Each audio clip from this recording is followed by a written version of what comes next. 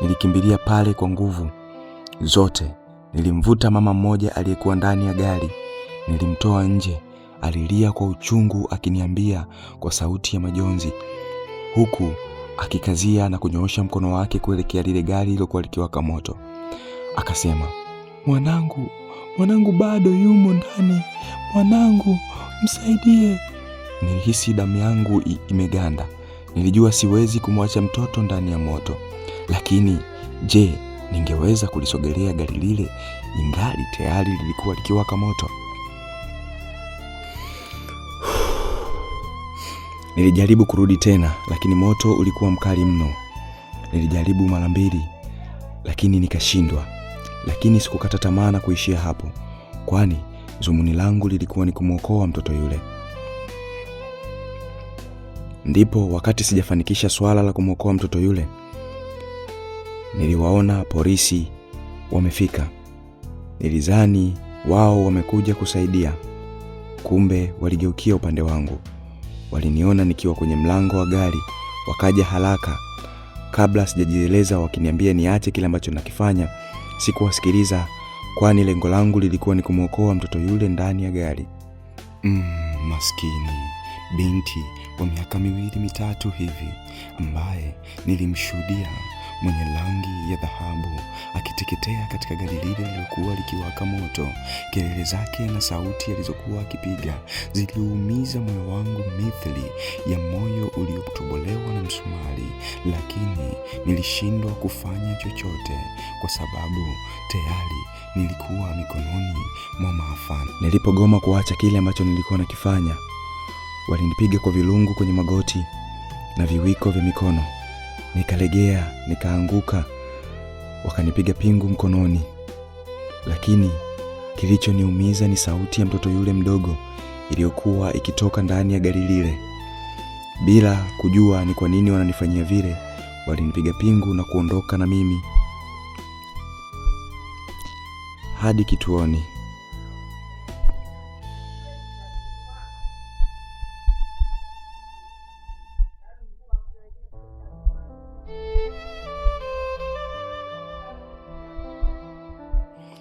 Nilijaribu kusema mimi si mhusika.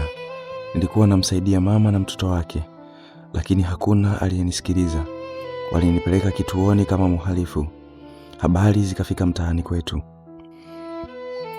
Wengine walimlaumu mke wangu wakisema mume wake ndiye aliyesababisha ajali.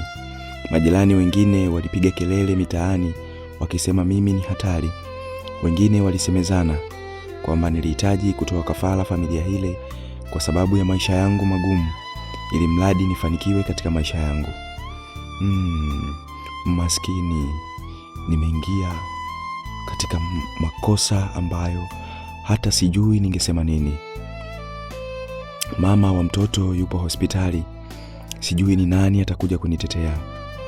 Ingawa sikujua anaendeleaje, lakini labda yeye angefika katika jamii yangu, angeliwaambia mimi nilikuja tu kumsaidia. Kesi ilienda mahakamani. Niliposimama kizimbani, nilitarajia yule mama na mtoto wake waje waseme ukweli, lakini hawakufikishwa mahakamani, kitu ambacho sikutarajia. Nilitarajia mahakama isikilize upande wangu, lakini hakuna aliyeuliza nilikuwa nafanya nini katika eneo lile. Wakili wa upande wa mashtaka alidai Theogenes alionekana kwenye eneo la tukio kabla ya ajali kutokea. Baada ya muda mchache yeye kutoka katika eneo lile, ajali ile ilitokea, na ndipo alipokimbilia eneo lile ili akakamilishe lengo lake alilokuwa akitaka kufanya. Kwa hivyo huyo ndiye mshukiwa. Nilihisi dunia imenigeuka. Nilijua ukweli umezikwa kama kaburi lisilo na msalaba. Nilipokuwa natahamaki kuangalia huku na huku, ndipo hakimu akanyanyua kilungu chake na kugonga mezani, kunituhumu na kunihukumu kifungo cha maisha kwa kuondoa uhai wa mtoto katika ajali ile pamoja na dereva, kitu ambacho kiliumiza moyo wangu na nikashindwa kujitetea kwa sababu sikupewa nafasi ya kujieleza na hakukuwa na shahidi ambaye angeliweza kuzungumza chochote kwamba mimi sikuwa na nia mbaya na familia ile.